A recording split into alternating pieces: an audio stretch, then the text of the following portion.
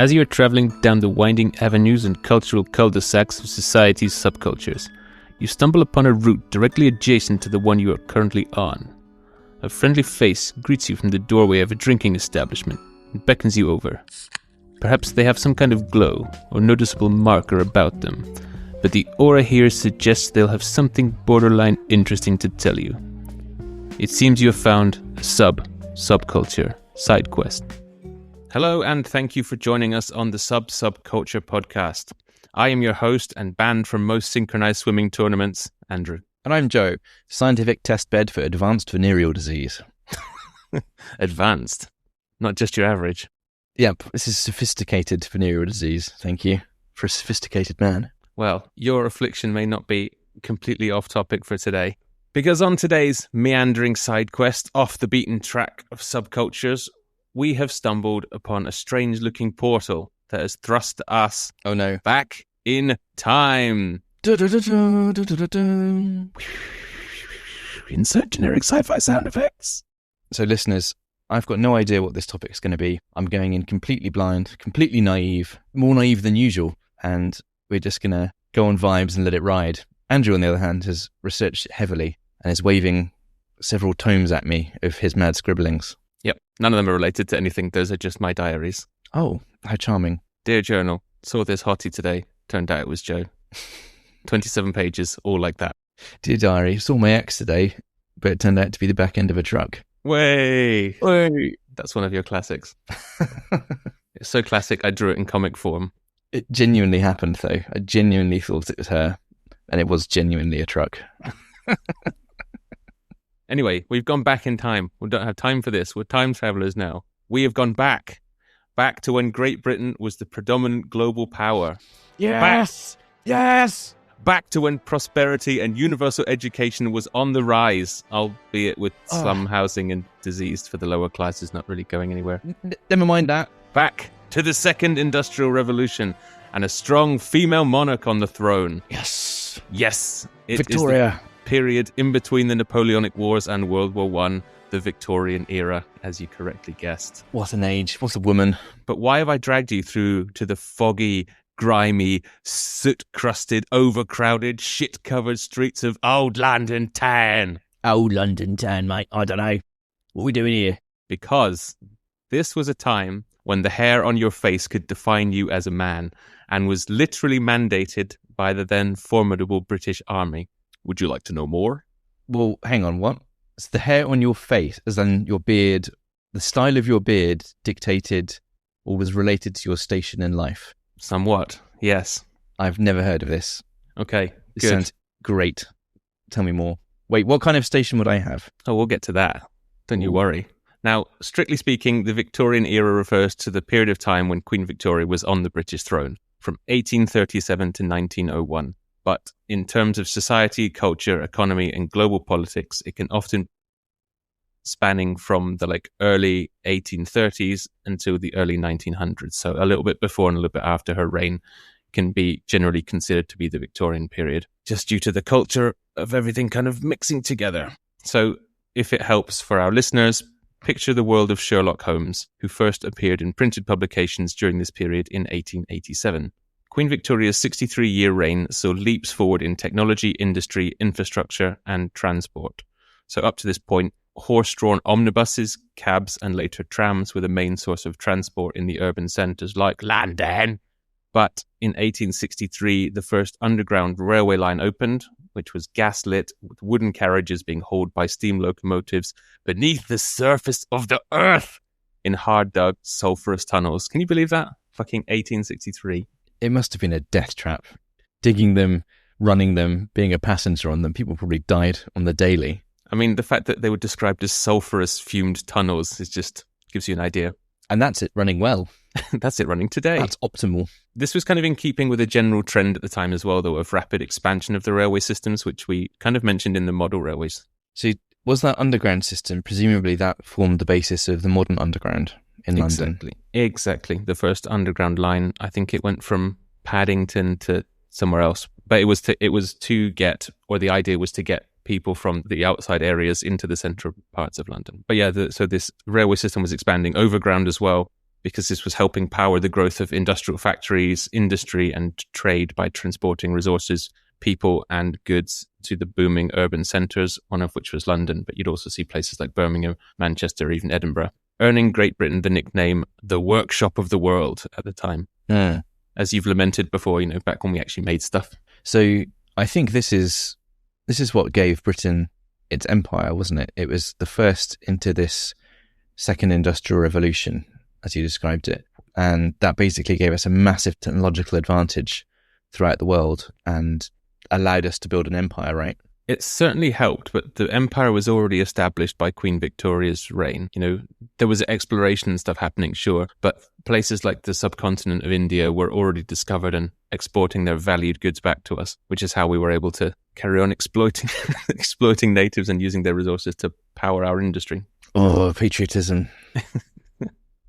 This is a time when the telegram was also invented during this period in 1837, so it spread quickly and allowed for the transmission of short-form messages via electrical current instantaneously, never done before. The telephone came along in 1876, and it's in its earliest electrical form, and then radio would be successfully tested by 1900. So this was an age of massive inventions and advancements, wasn't it? Yep. Innovation. Kind of coming out of the Dark Ages and into the dawn of the modern world. I would say so. And a lot of the stuff that we recognise today in London's historic centres, all that kind of amazing architecture that's still there, is the Victorian stuff. And yet it feels kind of dark and foreboding, some of it, like the way the streets were built. But that's the good bits of the city, really, is when you're walking around there. The only bits that are worth seeing are the stuff that was built then. The Victorians had style. You've got to give them that. Mm-hmm.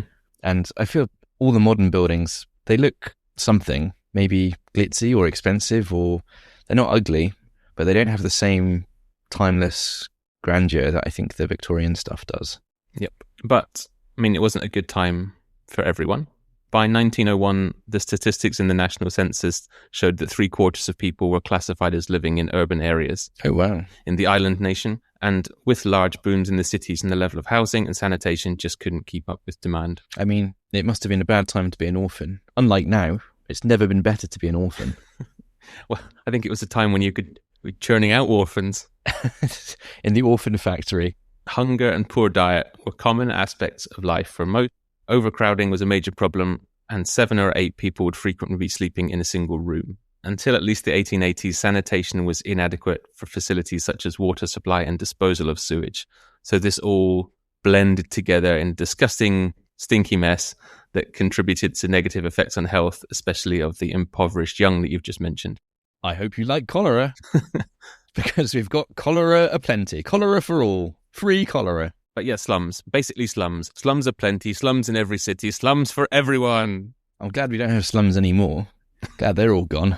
Rows and rows of poor housing and poverty with desperate people living in them. Glad that's a thing of the past. High rises and council estates where people just stab each other for a slice of Tesco's cheapest ham. Glad that's all over.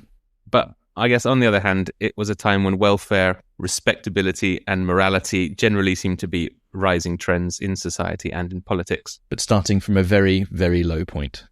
At least for welfare. Yeah, I've got some good examples. It's getting better, but it is absolutely terrible. Legislation was gradually brought in over this period to try and improve the quality of life for the general population. So things that we would take for granted now, like noting that intense child labour was maybe not leading to particularly healthy adults. And while child labour definitely continued during this era, the reformers were working to change it in part. So in 1833, you've got the 10 Hours Act was brought in. And that, this is great, like, as you said, low starting bar, but it provided that children working in the cotton and woolen mills must be aged 9 or over. And no person under the age of 18 was to work more than 10 hours a day or 8 hours on a Saturday. See, great stuff. Do they get Sundays? Is that no more than 10 hours every day of the week? More than 10 hours a day. More than 10 hours a day. Nondescript. Man, what a time. What a time to be an orphan. No one under 25 was to work nights. What more do they want? They don't have to work at night anymore. Wow, that's pretty good. Following on from that, the Factories Act of 1844 said children between 9 and 13 could work for at most 9 hours a day with a lunch break. Wow. So it's like, we're not saying you can't work children's nimble little hands to bloody stumps on the cotton mills, but Just be reasonable about it, right? They are allowed some form of sustenance and sleep. Oh, no one said anything about sustenance. You can't work them all the time. True, they get a lunch break, but there's no saying there's going to be anything to eat. This is a period of time you could eat something in. Yeah. If you had something, Timmy. This is a time allocated to food. If you don't have any, just kind of stare at a wall and hope for the best. Just find an old shoe and gnaw on that. Lick the undersides of the tables. So alongside reducing labour for children, they also pushed for them to be educated. In 1850, around half of all children, allegedly, statistically, were attending at least part-time school, with more and more pressure being put on education for all children by 1880s. Wow, half of children. This is up to half now of children were attending some kind of school. Wow. Probably better than now, right? Where like you have truant officers that can't do anything about them just not turning up in school. Like Fat Ryan, who lived across the road from you growing up. Oh yeah, he went to school with knew me. that his parents were relatively rich, or at least were willing to throw all their money at him, and it robbed him of any sense of urgency or purpose. And he was just fat in his garage all day playing drums. Sounds pretty good, to be honest. He just stopped turning up to school one day, and we were like, "Oh, that's weird." And then like a week went by, and we were like, "Oh, should we go to Ryan's house for band practice?" We're like, "What have you been doing? Where have you been?" "Just sitting at home playing guitar." Poor misunderstood What child. do your parents say about that? And his mum would walk in and he'd literally tell her to shut up, bitch, and throw something at her. Wow, what a piece of shit. He really was. Wonder where he is now. He's skinny now and has something to do with, I think, not quite energy drinks, but some kind of healthy food thing that was getting promoted on like the motorbike circuit or some nonsense like that. So there's a successful story for you, influencers. Is he rich? I hope he's not rich. I think he's getting by. Oh, that's annoying. That's 2 orders of magnitude too successful for me. Getting by, fuck him. Anyway, talking about Victorian era orphans, I guess just to carry on painting a picture of the scene, the quality and safety of like household lighting was improving at the time. So oil lamps became normal in the 1860s, gas lighting by the 1890s, and electrical lights beginning to appear in the homes of the richest by the end of the period. Because they were tired of them burning down constantly. Because oil was too expensive. Oops, I've knocked over the oil lamp. And I've set a light that 8 other people that live with me. Yeah. Everyone out of the room. Everyone out of the hole in the ground. So medicine advanced rapidly in the 19th century. Germ theory was developed for the first time. Doctors became more specialised. Maybe leeches aren't the answer for everything. Oh, they love to leech. To get rid of the ill humours, as I recall. Yeah. You've Bloodletting. got too much blood in you. That was before then, though. That was way back. I hate having too much blood in me. I'm quite willing to deprive people of their blood when I see them with that condition. Socially, Britain saw a change in expected standards of personal conduct and morality at this time. So it's here where we get some of the real great British views we can see a ghost of today, and that's where they came from. Things like a stiff upper lip and keep calm and carry on. I think a lot of those attitudes came from the Victorians. Where did it come from? Well, having not long finished fighting the long-hated French under Napoleon and entering this kind of period of growth, prosperity and relative stability, we can go to writer, historian Harold Perkin, who said between 1780 and 1850, the English ceased to be one of the most aggressive, brutal, rowdy, outspoken, riotous, cruel and bloodthirsty nations in the world and became one of the most inhibited, polite, orderly, tender-minded, prudish and hypocritical. We became lame. There's several factors. We were metal as fuck before then. Well, after being invaded as well. But yeah, no, it stretches back. It just goes back and forward. Everything moves in circles. Everything moves in like cycles, dude. There's a few factors at play in that. So from this, as I said, Napoleonic Wars have not long ended, and there was this kind of wartime mentality of putting aside distracting and sinful behavior to focus on the war effort. And there was also a spreading evangelical religious trend in the Christian mass of the population. Please, sir, can I have another shoe to chew on for lunch? Quiet, Timmy. Stiff upper lip. Nobody likes a whiner. Now here's a rifle. Go off and fight the French. Or whoever was the enemy du jour. The French were the most recent. Okay, sir. There was a growing moral reform movements as well, which is why we have these, acts coming in to cut down on child labour. But basically, there's evidence that the expected standard of moral behaviour was reflected in action as well as rhetoric across all classes of society. So you've got people in factories who think that they should be upholding these standards as well and should be respecting their betters, their slum landlords, their cruel masters in the factory. Yes, I wonder where this attitude promotion came from. No, let's all be nice to me, the factory owner. Stop flinging your shit at me. I'm your better, Perkins. Quieten down. Respect for your elders, respect for your betters. Hopefully that paints a bit of a picture for you of where we start our little journey today, what the island nation of Britain looks like. But what did the people look like? And where am I going with any of this? Do you have an image in your mind? What maybe stands out about a Victorian gentleman or a Victorian man? They were very fond of a hat, and I remember hats of different kinds sort of indicated social station, and clothing as well. I think people were generally better dressed.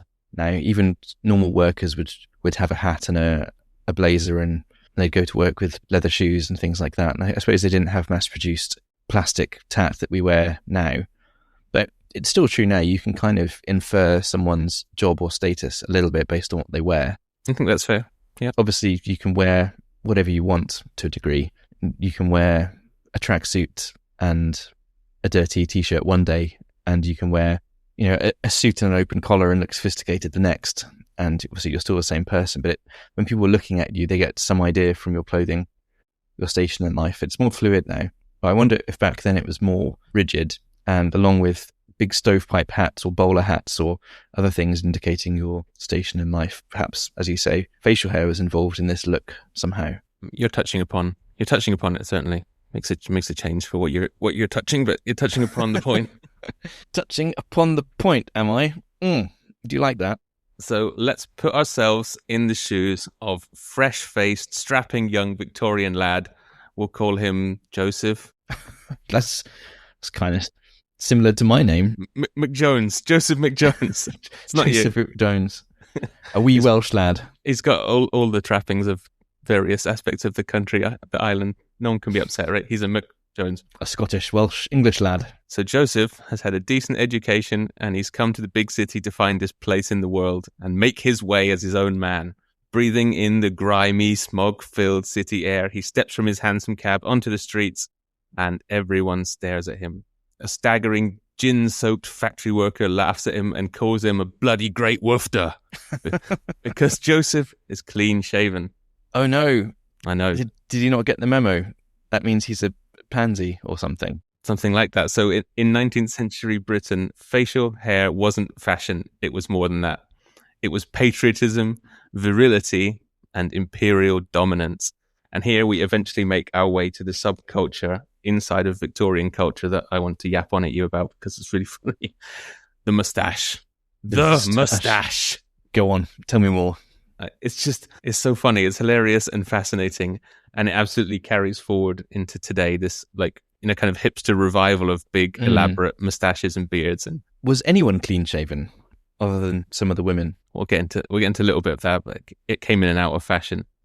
But we get these hipster branded products for facial hair sporting these crazy big stereotypical gentleman or the handlebar moustache. Barbershop guys as logos, all of that. I love a handlebar. So moustaches, the Victorians put a lot of real, actual social value in moustaches. It was a sign of your virility and or penis girth or length and turgidity.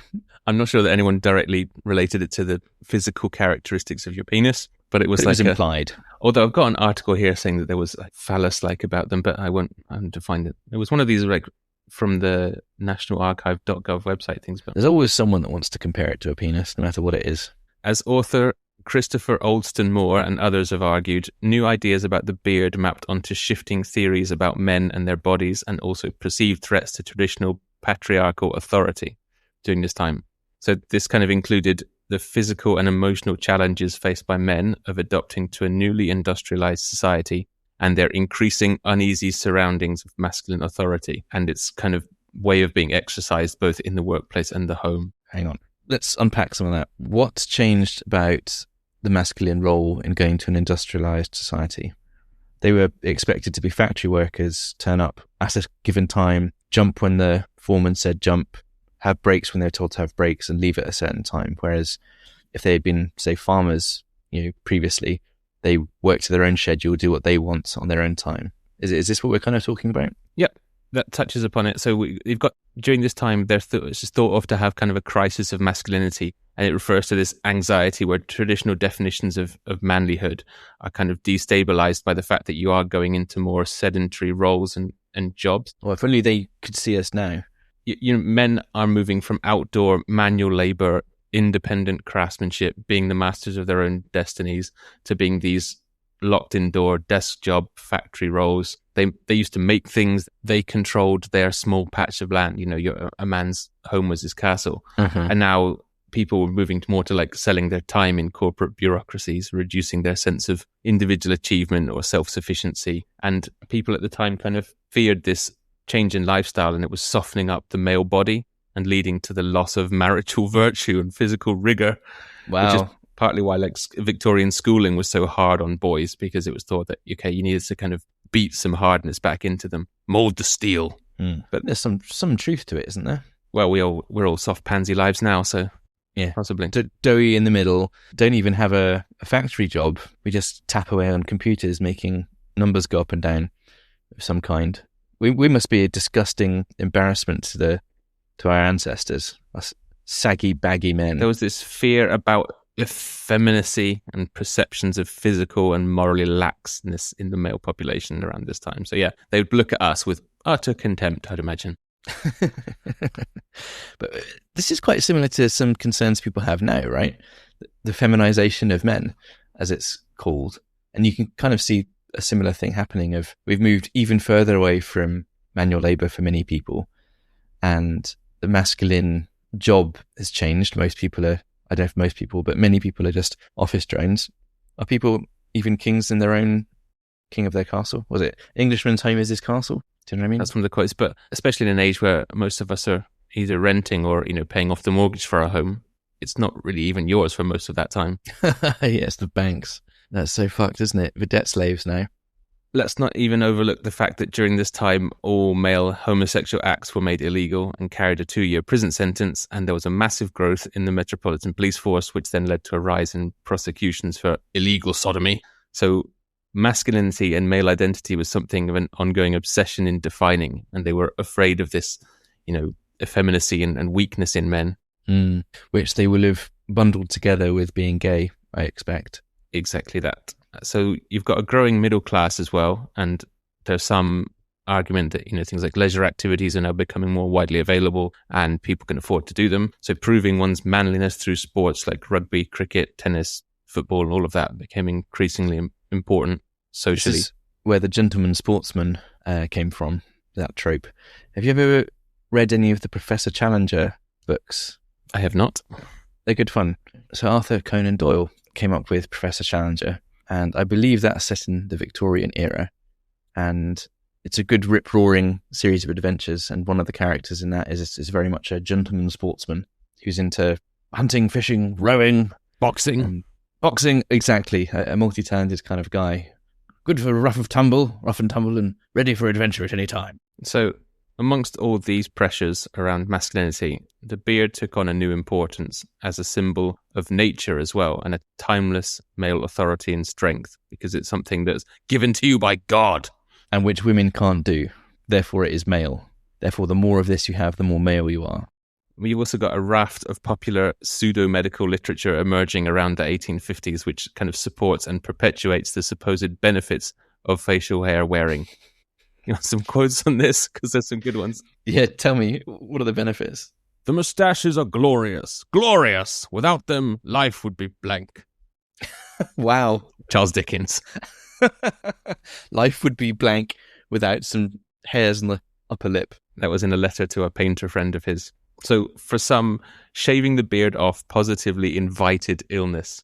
Invited illness? According to the Scottish physician Mercer Adams, who wrote a piece called Plea for Beards. Who incidentally had an enormous lustrous beard, I expect. How could he? Otherwise he'd be a hypocrite. Who would do such a thing? He wrote in the Edinburgh Medical Journal from December 1861 that an 1853 experiment tested 53 healthy bearded men who were compelled to shave. So according to, Mercer, all of them at first experienced very unpleasant sensations of cold. 27 had painful afflictions from the teeth and jaws, 11 had facial neuralgia, and 16 rheumatism of the gums. Wow. So for Adams, the medical benefit of the beard was proven. When we pinned these men down and forcibly shaved their beards off using violence to subdue them, there were some ill effects afterwards, entirely attributable to the loss of beard. If you're wondering what facial neuralgia is, it's an intense, intermittent pain along the course of nerves, especially in the head and face. Consistent with being punched. Subdued with a kosh. So this belief in the medical power of facial hair was further supported by this fantastic letter from a Mr. William Johnson to the Gloucester Chronicler of 23rd January 1892, who stated that he also believed he was the first individual in the city of Gloucester and perhaps the county to grow a beard and moustache. The inventor of the beard in Gloucester. According to him. It's a bit longer, but it's good. I want to read it out because it's nice. Do it. I was induced by my medical man, the late Mr. J.P. Hearn, to give up shaving and let my beard and moustache grow. I had been a terrible sufferer for a good many years with very sore throat. I was just getting the better of a very severe attack when the old doctor remarked to me, "Johnson, I advise you to give up shaving and let your beard and moustache grow, which, if you do, I believe you will not suffer again with such bad sore throat." I took his advice and have not had a sore throat since, and it was the opinion of many of my friends and acquaintances in Gloucester that the moustache and beard was a great improvement to my looks and added immensely to the dignity of my countenance. I love how they spoke back then. It's amazing. Once you've come up with a conclusion, it's amazing how much medical evidence can be fabricated out of nowhere to support it. And how much more authority you can give to it when you speak like that. Rolling R's and other features. Rather breathy huffing and flabbergasting with the cheeks. Especially if it sounds if you're talking around a cigar as well. You go to the doctor for a sore throat and you get prescribed a moustache. Brilliant. Women, of course, just have sore throats forever. That's just unfortunate. Downside to being a woman. You wouldn't have them if you didn't leave the house so much. It's your problem. Where are women in all of this? What are they doing? What's happening to them? Do they have some form of feminism now? When were the suffragettes? Suffragettes were coming in, just pre and around the time of First World War. So there is a growing feminist movement at the time. And this is also what's slightly threatening the idea of masculinity, in that women are suddenly being outspoken and more educated and demanding more things. Generally uppity. Uppity. Medically, a lot of this stemmed from the idea that facial hair would trap the negative airs and particles before they entered the body and therefore stop you from being sick from them. And this is, of course, where the name soup strainer came from. To strain out the cholera from the soup into the safety of the moustache, where the cholera is subdued and destroyed.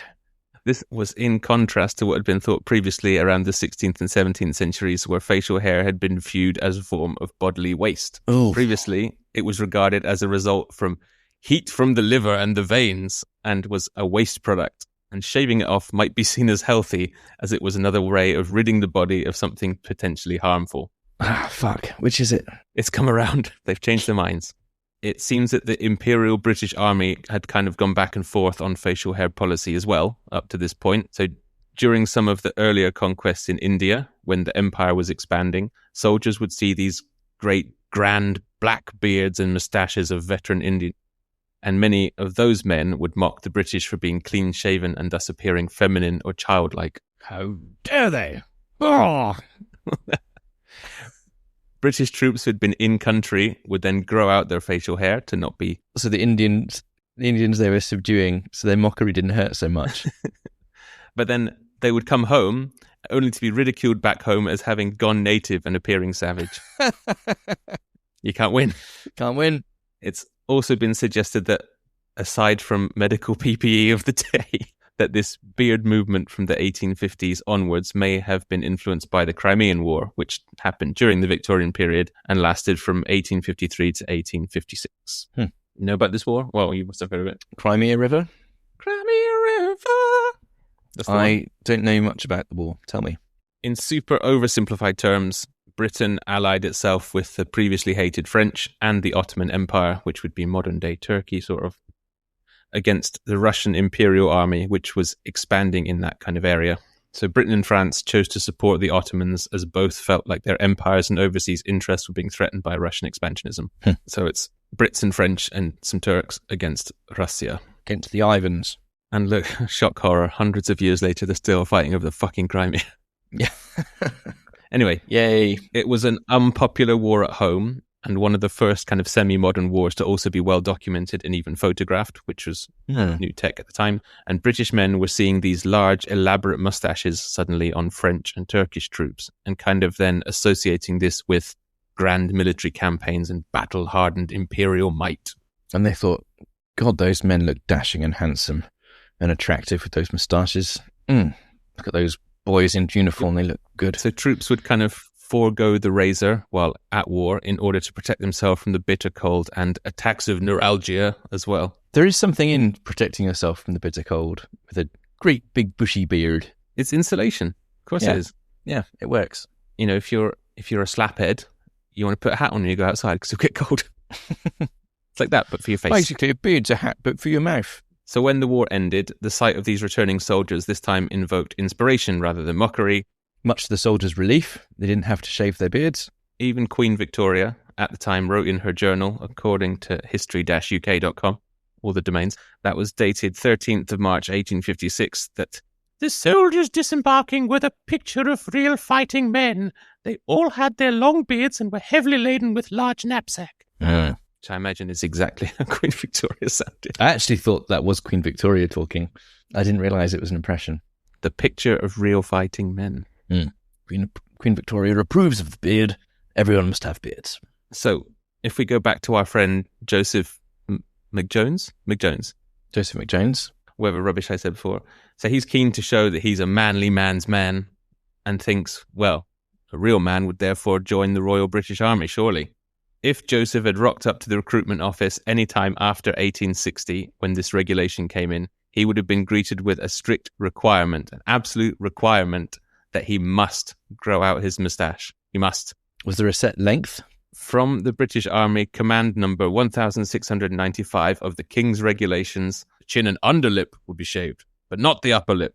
Whiskers, if worn, will be of moderate length. Whiskers, if worn. The unshaved upper lip became synonymous with military uniform and service to your country because it specifically says that you must not shave your upper lip. Interesting. But the rest was open to interpretation, open to style. But if you're in the army, you have to have a moustache. You had to have a moustache. That's interesting. I had a tour of an old American aircraft carrier and from the 70s, I think. And I think it's probably still true today. And in the British military, they had guidelines on haircut and moustache length. You weren't allowed it to overhang your mouth by more than half an inch or something like that. And there's strict regulations around facial hair there. And a haircut was recommended every 8 days to stay within regulation. I don't know what it is with the military, but they've been obsessed with hair length and facial hair for forever, it seems. I mean, this regulation in the British Army stayed in force until 1916. From 1860 to 1916. That's 2 years into the First World War. That's how far in it went. But I'll get back to that bit in a minute. That's also good stuff. To recap, we're at mid-Victorian era, peak British Empire. Facial hair now signified virility and health. Beards were natural and therefore morally superior. And shaving was effeminate and threatened the potentially fragile masculine identity. Shaving threatened the masculine identity. Well, for a brief period of time, all good things in that. But as you can imagine, and I think we kind of get these widely parodied in modern products as well, Victorian men were therefore inundated with commercial products that could be bought to boost one's bushy lip brow. Some of them just fantastic. Moustache wax, moustache oil. Well, yeah, there's the usual kind of snake oil balms and lotions to promote the growth of hair. One of the more famously named being Latriel's Excelsior Lotion. Wow, what a name. They knew how to name things back in the day. Yeah. This was Excelsior Lotion. A remedy for baldness, weak and failing hair. And that was seen in printed ads from the 1870s. Of course, there's no such thing as advertising standards back then. You could just say anything you wanted. If you can pay for a billboard, you can slap whatever on it. Yeah. Get out of town before people realise that they're just as bold as they were, and they've been dabbing cat piss onto their heads. You'll like this one, though. So we have the obvious man's essential, the moustache comb, which also apparently was available with lead-based dye already applied to the comb. So if one needed to hide some grades in the old tash. And there's a great quote about them from the Sheffield Daily Telegraph, printed in 1884. A young man blackened his moustache with a lead comb, and then took his girl out for a moonlit stroll. When the fair one appeared in the bright light of the family circle a couple of hours later, her face looked like a railroad map. Bristles of lead all over. Good old lead. Shortening lives. But sure, her face would have been safe from radiation briefly. I mean, you can also find adverts for beard trainers, which, don't worry, you don't need some buff guy in Lycra to come and have your tash curling mini dumbbells, although that would be quite entertaining. Is this something that pulls the moustache out of your face so it grows faster? It's basically a small mesh hairnet that clips over your ears and is used to train the hair to sit in the more correct shape. Interesting. It's an advert from 1901 promises, worn 5 minutes in the morning, train any moustache for all day to the shape desired and permanently after a few times. Interesting. I should send you some pictures for these because they're great. But as you mentioned, the normal way to style one's moustache into the proper, correct handlebar shape at the time was with wax-based products or petroleum-based products. The only thing I like in my cosmetics better than lead is petrol. It was seen as proper to have the moustache in a neat, symmetrical handlebar shape, especially for military men, where the regulations were focused on it appearing neat and soldierly. So I think this is going to be similar to your battleship experience. Military appearance standards generally required that moustaches be kept trimmed and have no untidy whiskers. Something I think is really interesting is the moustache has been out of fashion in the UK for a long time. There's very few people rocking just the moustache. Lots of people have beards and, you know, some other combination of facial hair, but the pure moustache, very unusual now. Americans still love it. In fact, if you see someone in the street in the UK who's got a moustache, there's a good chance they're just an American visiting, or they're some kind of hackney hipster who's wearing it ironically. I was going to say hipsters are the first ones that come to mind. There was a particular bellend that was on MasterChef a few years ago and keeps coming back as a guest judge. He's really gone for the super pointy, sticky out one. But the very narrow Jacques the Shrimp moustache.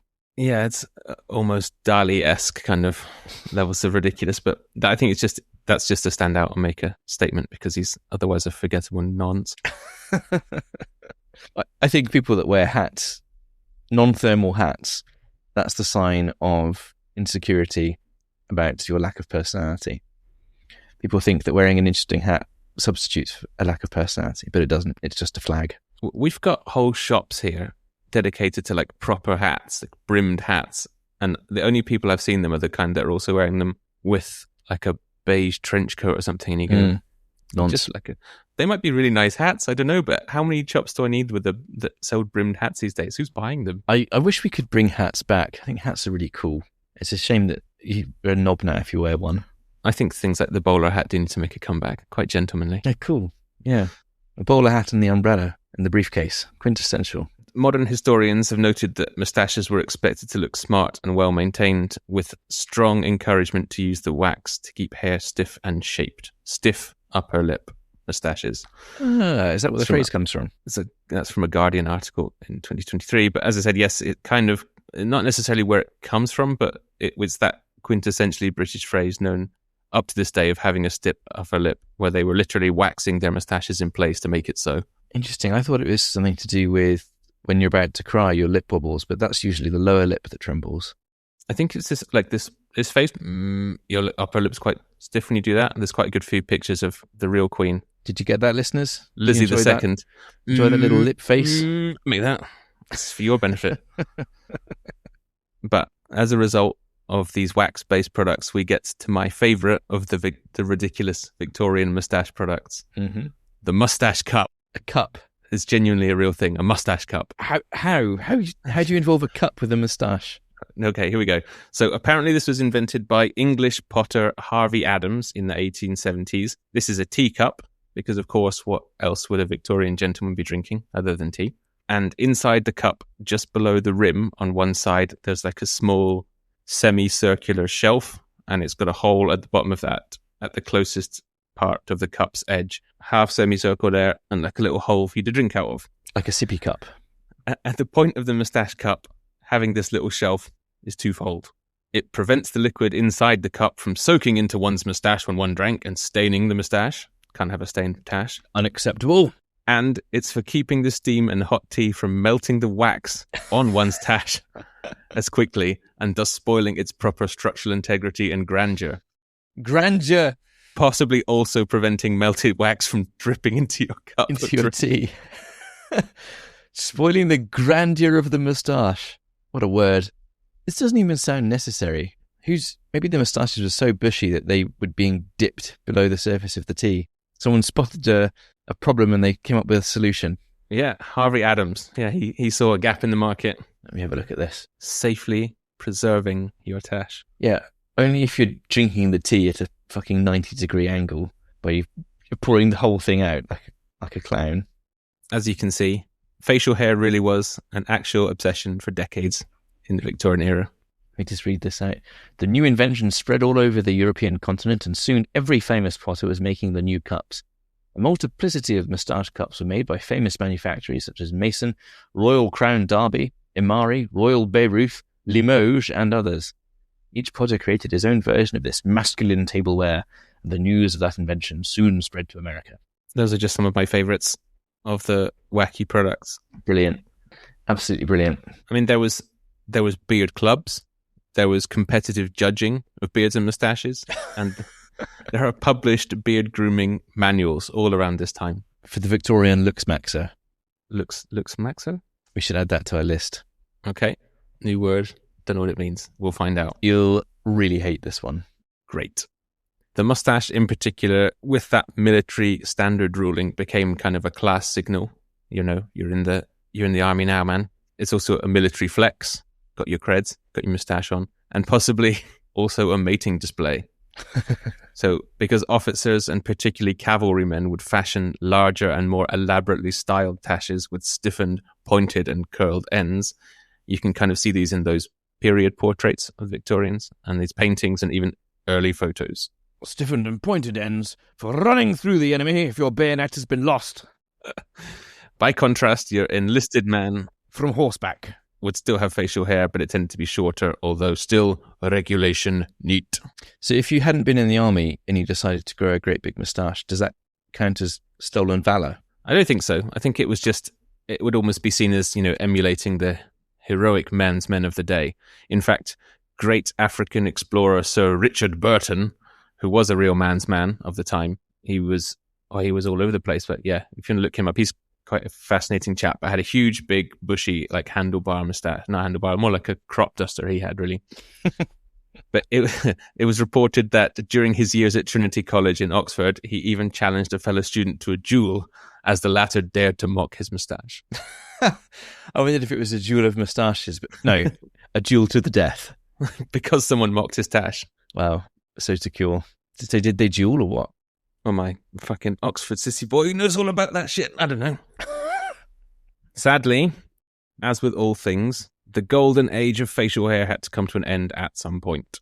So towards the end of Victorian era, roughly the 1890s, they saw this kind of decline in popularity as articles started to circulate about the unhygienic nature of the beard and how it actually harbored germs and bacteria.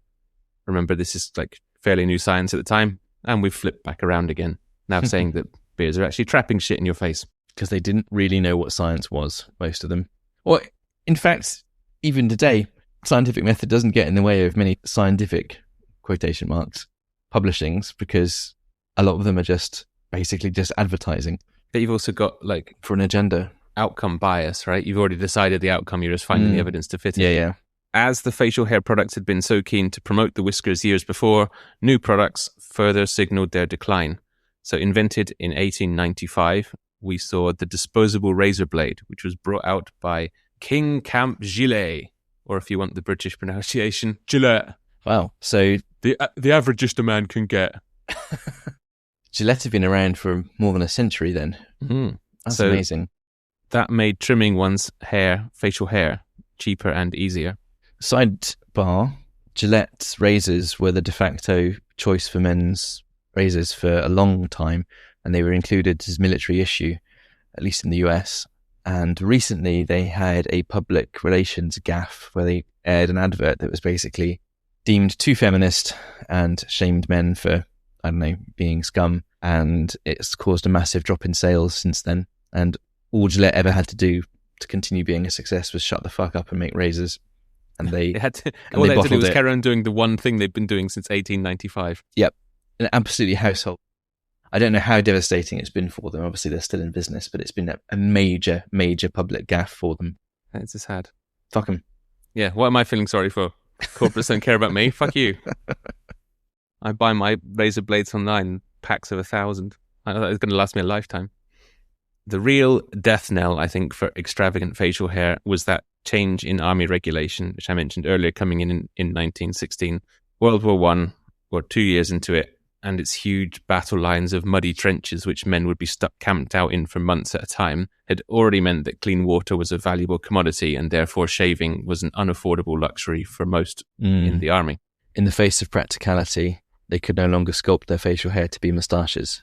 Well, if anything, that would have kept quite a lot of growth going. You can't necessarily shave it off. But what the Great War really saw the introduction of was poison gas bombs, which, while not always particularly effective, especially the early ones, which leaking piss that someone had to go out and stick in the middle of a field and would be blown away by the wind, they were like a constant threat for the army, and they really did fill men with terror because this was a new thing that could creep up on you silently and would choke you to death, bore you from the inside. I think I know where this is going.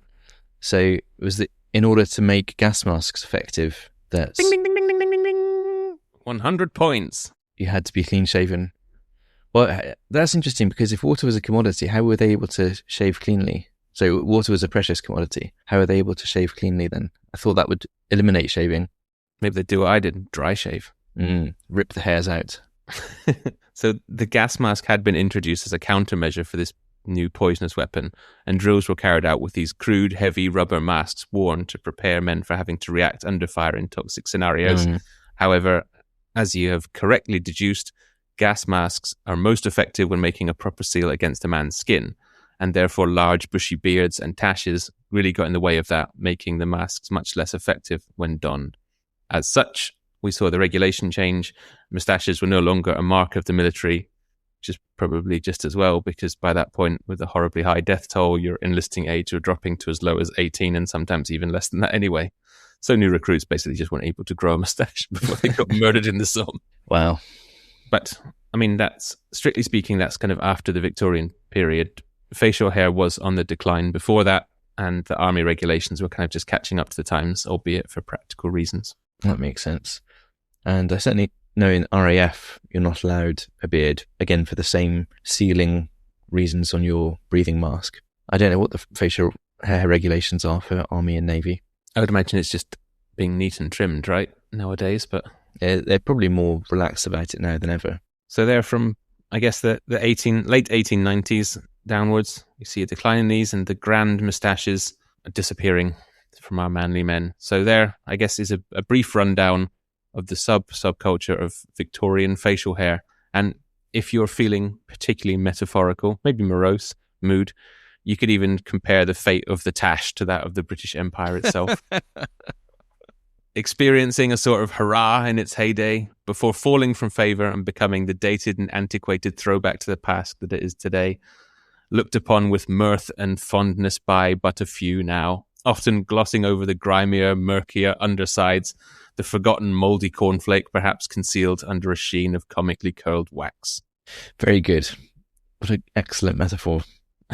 It really is, after the Victorian period, maybe continued into the Edwardian, the empire shrank and crumbled. And I'm not saying that, oppressing native people and stealing their countries is a good thing, but it certainly was the decline in grandeur of Britishness that you sometimes lament. It was certainly the beginning of it, I think. And I'm not saying it shouldn't have happened. I think it was probably right to dissolve the empire, but I think it marks the beginning of our long decline rather than the cause of the long decline. So maybe you need to bring back the tash and all will be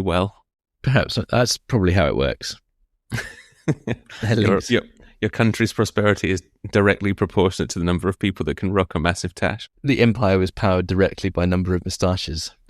Yeah. And it fell below a critical level and broke up. So there you go. Subculture, Fascinating. inside a culture, moustaches, handlebars, Victorians, moustaches. Enjoyed that.